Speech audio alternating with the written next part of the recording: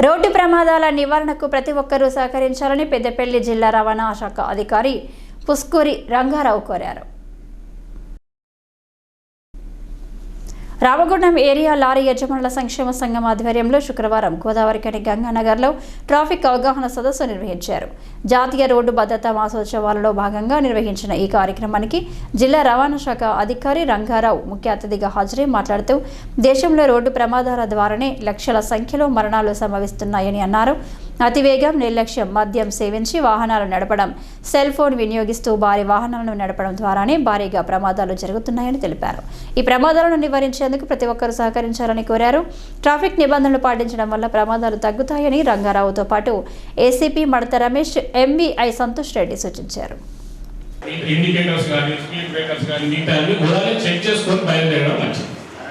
ఎందుకంటే మధ్యదారిలో పోయిన తర్వాత మీరు బండిని ఎక్కడో పార్క్ చేసేస్తారు. ఇప్పుడు రీసెంట్గా చూశారు మన ఇక్కడ గోదావరి టౌన్లోనే ఆగి ఉన్న లారీని ఒక కార్ అతను ఎక్కడి నుంచి వచ్చి ఉద్దేశం. దానికి అదే కారణం ఎందుకు? నిర్లక్ష్యం. అది నిద్రమత్తులోనో లేక నిర్లక్ష్యం, అంటే స్పీడ్ డ్రైవింగ్, దాంతో కంట్రోల్ కాదు. కాబట్టి ఆ విధంగా జరిగింది. ఇటువంటి చిన్న చిన్న తప్పుల వల్లనే యాక్సిడెంట్స్ అవుతున్నాయి. వాటి కోసమే మనం అంతా ఈ కార్యక్రమాలు నిర్వహించుకోవడానికి జరిగింది. లారీలలో మీకు అన్నీ తెలిసిందే.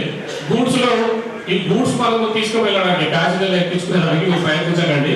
ఎందుకంటే ఏదో పెళ్లి ఉందో, ఇంకెక్కడ ఉందో, ఏదో పార్టీ ఉందో అనుకుంటాము. దానికి మీరు 5-6 వేల కోసం కక్కుట్టుకుని మనం అందులో బాధ్యతలు తీసుకెళ్ళి చిన్న ప్రమాదం జరిగితే ఎన్ని ప్రాణాలు అవుతాయి ఎవరికి లేదు. ఇంటి పెద్ద అనేటువంటి ఒకటి పోయిందంటే దాని ఇంపాక్ట్ ఎట్లుంటుందని ఆలోచించుకోండి. ఆ కుటుంబం ఎంత భారం పడుతుంది, వాళ్ళ బతికి ఎట్లా, ఆ పరిస్థితి ఎట్లా, ఎట్లా గట్టెక్కాలని ఇవన్నీ ఉంటాయి. కాబట్టి దయచేసి మీరు ప్యాసింజర్లను ఎక్కించుకొని పోకండి. ఇక మన రోడ్ సైడ్ ఎక్కడ పడితే అక్కడ పార్కింగ్ చేయకండి ప్లీజ్. రోడ్ సైడ్ ఎక్కడ పడితే అక్కడ పార్కింగ్ చేయకండి. అట్లాగే ఆపోజిట్ డైరెక్షన్లో రాకండి. ఎందుకంటే మనకి 4 వే సైడ్ నుంచి మనకు డివైడర్ ఎక్కడో ఉంటుందని చెప్పి అదేదో కిలోమీటర్ అక్కడ దాకా కూడా ఎందుకే ఇక్కడ దగ్గరలో వెళ్దామని అంటాం. అదే ఆ చిన్న నిర్లక్ష్యంతో కూడా ప్రాణాలు పోయే అవకాశాలు ఉంటాయి.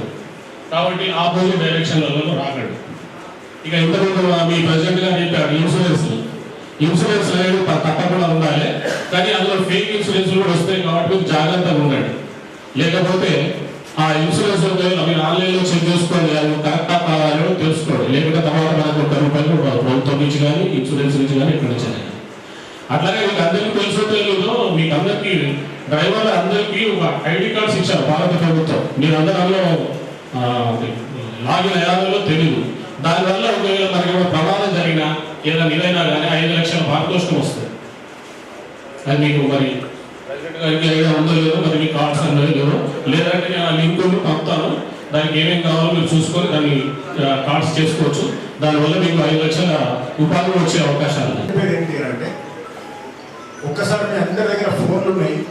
ఒకసారి మీ ఫోన్లే ఓపెన్ చేసి, గూగుల్ ఓపెన్ చేసి, ఒక సంవత్సరానికి రోడ్ యాక్సిడెంట్ లోపల ఎంతమంది చనిపోతున్నారు అని ఒక్కసారి కొట్టి చూడండి. నిజంగానే కొట్టి చూడండి. దాదాపు నాకు తెలిసిన వాళ్ళు సార్ కరెక్ట్ చెప్తారేమో, 1,75,000, దాదాపు 1,75,000 మంది రోడ్ యాక్సిడెంట్లలో చనిపోతారు. If I'm not wrong, it is statistics.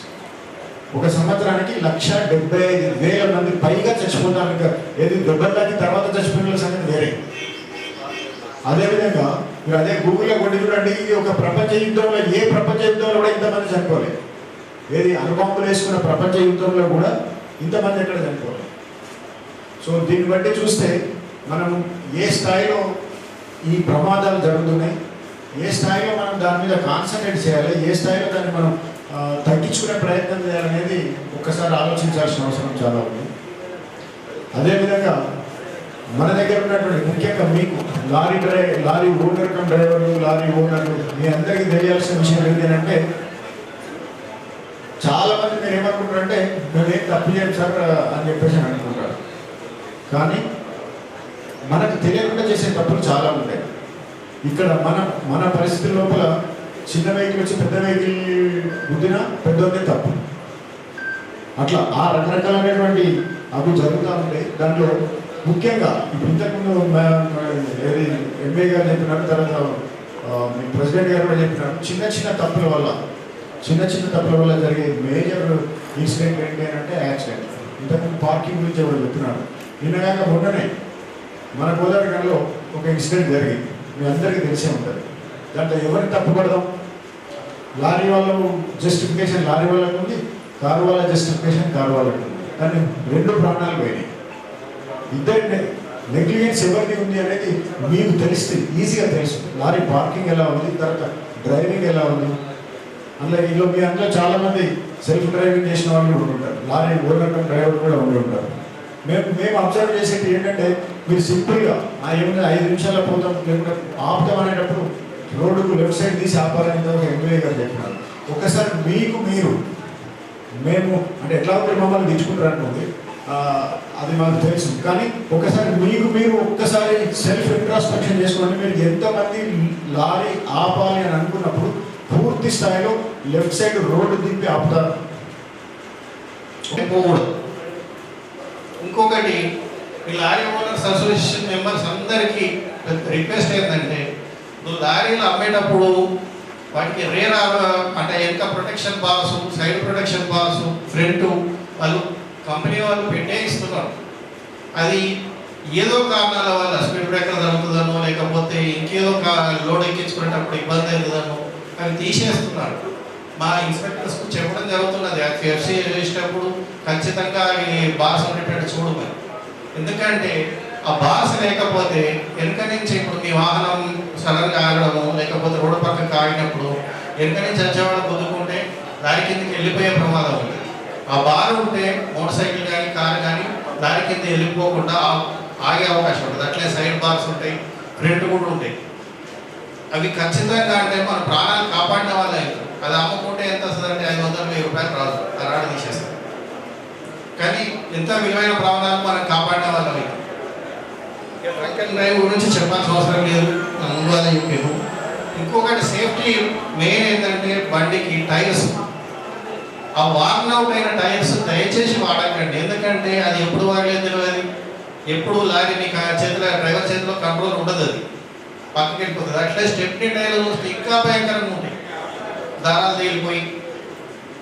అటువంటి అంటే ప్రాణాలకు సంబంధించిన టైర్స్ అనేది బండిలో నెంబర్ 1 చూసుకోవాల్సిన ఐటమ్. అది దాని మీద కాంప్రమైజ్ ఏంటంటే మనం మన జీవితాలు ప్లస్ మన పక్కన రోడ్డు మీద ఎదురొచ్చే వాళ్ళు పక్కకి వెళ్ళిపోయే వాళ్ళు వాళ్ళ జీవితాలను కూడా మనం పరంగా పెట్టినట్టు అవుతుంది.